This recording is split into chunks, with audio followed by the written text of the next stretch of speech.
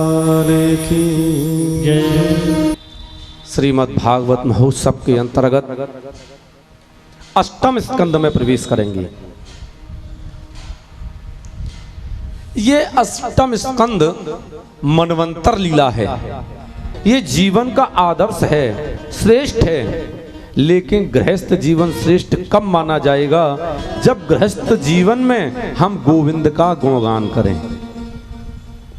अगर हम गोविंद का गुणगान नहीं करते हैं तो ये जीवन उत्तम नहीं माना जाएगा। परीक्षित ने कहा, प्रभु हम भगवान को याद नहीं करते। ऐसी बात नहीं है, बहुत याद करते हैं। लेकिन कब याद करते हैं? जब हम पर संकट आता है। हम लोग सुखी रहते हैं तो भगवान को भूल जाते हैं। इंसान का सबसे पहला काम यही है कि जब सुख आए तो सबसे पहले वो भजन पूजा पाठ से ही अलग होता है, और जब दुख आता है ना तो सबसे पहले भजन में बैठ जाता है, प्रभु अब मेरी सुन। भगवान कहते हैं, बेटा जब तूने सुख का समय आया तब तो मेरे लिए एक चीनी के दाना भी नहीं दिया, और अब तुझ पर दुख आया तो चाहे पैसे उधार लेगा, माखन का भोग जरूर लगाएगा। दुख में सुमरन सब करें, सुख में करे ना को। जो सुख में सुमरन करे तो दुख काहे को।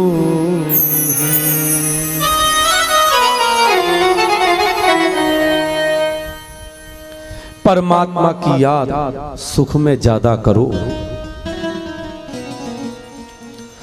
अगर आप परमात्मा की याद सुख में करोगे तो दुख आएगा ही क्यों? देखो, सुखदेव जी ने कहा, राजन मुझे एक चरित्र याद आ रहा है, मैं तुम्हें सुनाता हूं, सुनो।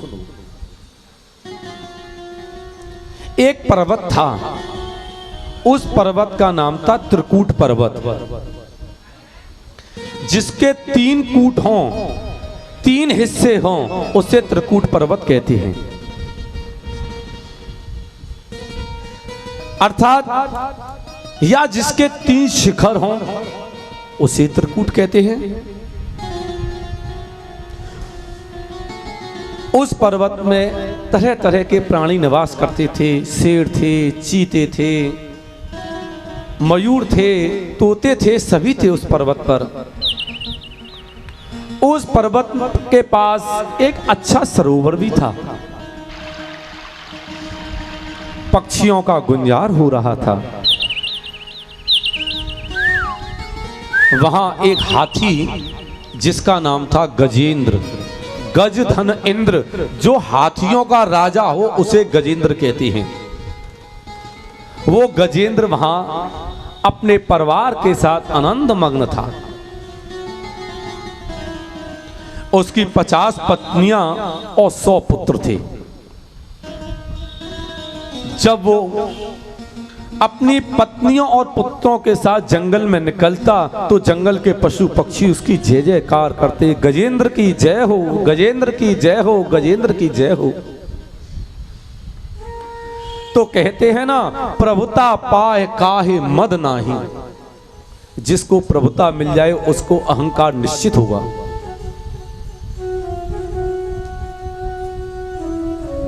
ये जिस पर अपनी कृपा की दृष्टि कर देता उसे खुशहाल कर देता, और सबसे कहता, देखो अगर जंगल में किसी को कोई कष्ट हो तो चिंता ना करना। ये इतना वीर था कि सिंह भी इससे डरते थे। कहता, कोई चिंता की बात नहीं, मेरे अंदर 10,000 हाथियों का बल है। तुम निर्भय होकर इस जंगल में भ्रमण करो। अपनी 50 पत्नी और 100 पुत्रों के साथ एक दिन ये सरोवर में आया। जब वो सरोवर में आया, सबके साथ स्नान कर रहा था, जल क्रीड़ा कर रहा था। कभी अपनी पत्नी पर जल उछालता, कभी बच्चों पर जल उछालता और कभी मग्न होकर उसमें पानी में नाचने लगता। तभी एक ग्राह माने मगर ने आके उसके पैर को पकड़ लिया। इसने सोचा जल का जीव है, मुझसे डरता है, मेरे पैर पकड़ के क्षमा मांग रहा है, इससे बाद में बात करूंगा। और उसने फिर जल क्रीड़ा प्रारंभ कर दी, लेकिन मगर ने अपने दांतों का दबाव बनाना प्रारंभ किया। धीरे धीरे इसको जल के अंदर खींचने लगा। जब ये जल के अंदर जाने लगा तो इसने अपनी पत्नियों से कहा, देवियों मुझे बचाओ। तो 50 पत्नियों ने एक की सूंड बांध के जोरदारी दम लगा के इसको खींचा, लेकिन नहीं खींच पाए। बहुत जोर लगाया। बच्चों से कहा, बेटो तुम भी जोर लगाओ। बच्चों ने भी जोर लगाया, लेकिन ये गजेंद्र नहीं खींच पाया। सारे लोग मुख में फेर के चले गए। सत्य है भक्तों, जब विपत्ति का समय आता है तो अपने सबसे पहले मुख मोड़ जाते हैं। आज यही हाल इस गजेंद्र का हुआ। जब विपत्ति आई तो इसने अपना मुख मोड़ लिया, सारे परिवार ने अपना मुख मोड़ लिया और इसको छोड़ के जाने लगे। अब ये जो ग्राह था, ये इसे उस हाथी को जल में खींचता ले गया। इस हाथी ने बहुत कोशिश की, लेकिन ये हाथी नहीं बच पाया और पानी के मध्य में इसको ले गया। अब गजेंद्र ने देखा कोई भी ऐसा नहीं जो मुझे बचाए। हाँ, एक गोविंद ऐसे हैं जो दुख में काम जरूर आते हैं। उसे कुछ आता तो नहीं था।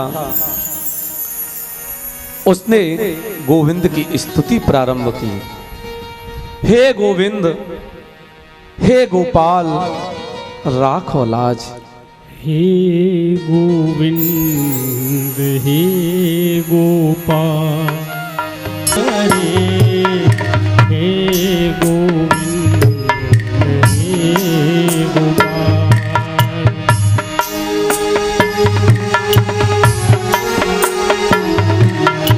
हे गोविंद, हे गोपाल, अब तो जीवन हारे। हे गोविंद, हे गोपाल।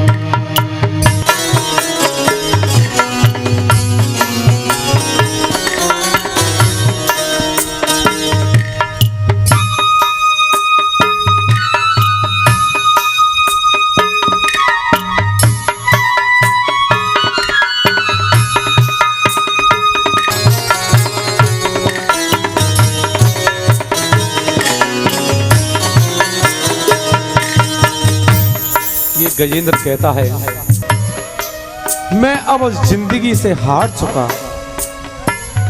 मैंने सोच लिया और समझ भी लिया कि संसार में किसी का कोई नहीं है। अब मैं आपकी शरण हूं प्रभु, मेरी लाज रखो, मेरी रक्षा करो। नीर पीवन है तो गायो सिंधु के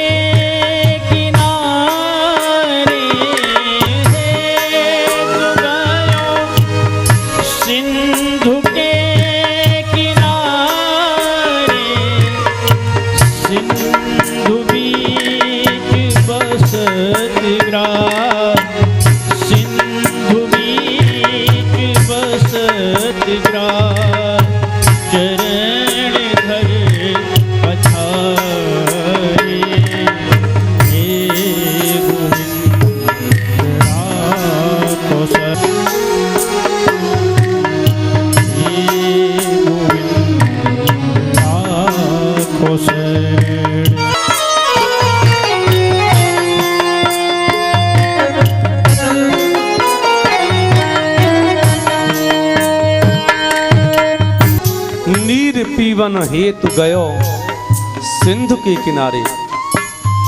हे प्रभु, मैं जल पीने के लिए इस सरोवर के किनारे आया और प्रभु यहां ग्रहा ने मेरा पैर पकड़ लिया। मेरी रक्षा करो कृपानाथ, मेरी रक्षा करो।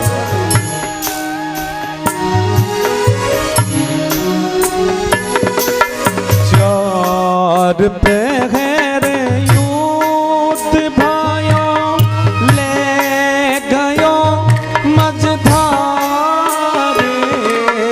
चार पहर यूथ भयो ले गयो मझधारे।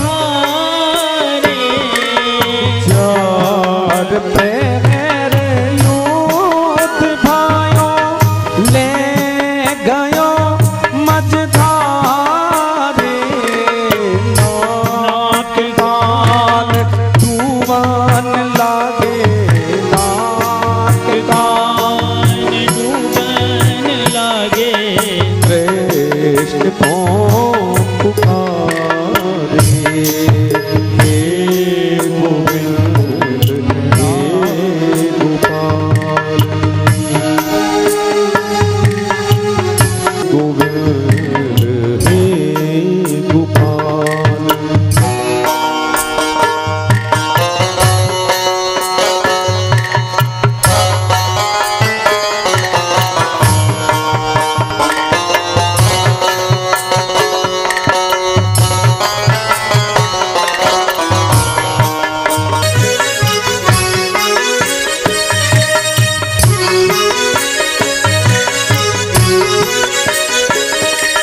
द्वारिका में शब्द गायो, शोर भयो भारे।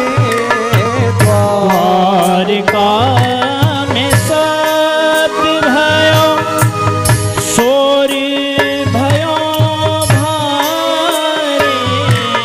शंख चक्र गदा पद्म, शंख चक्र गदा पद्म। गरुड़ ले पधारे। हे गोविंद राम शरण तुझी मन हारे।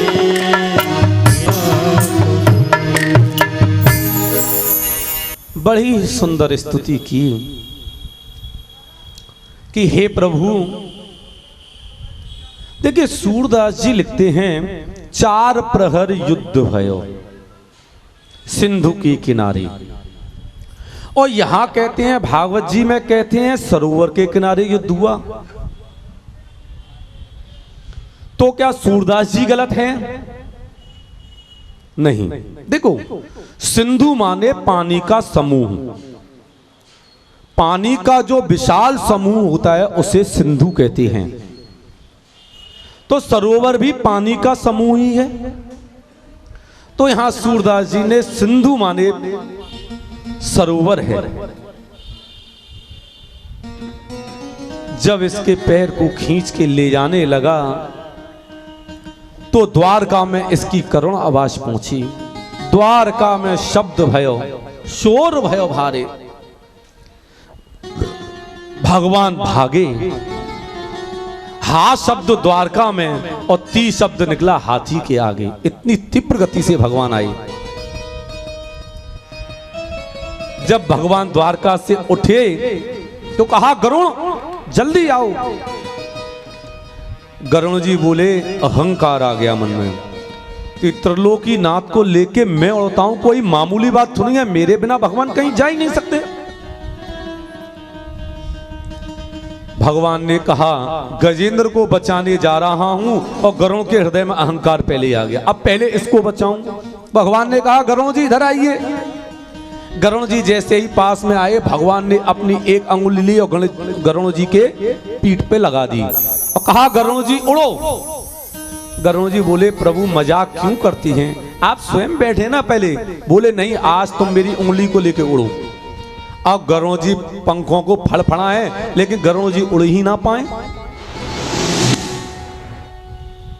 सारा अहंकार गरुड़ जी का चूर हो गया। भगवान बोले गरुड़ तू मुझे लेके नहीं उड़ता, मैं अपने पंखों से तुझे पकड़ के उड़ाता हूं। तू मुझे लेके क्या उड़ेगा। भगवान आए हैं और जैसे ही हाथी के पास आए, आते ही भगवान ने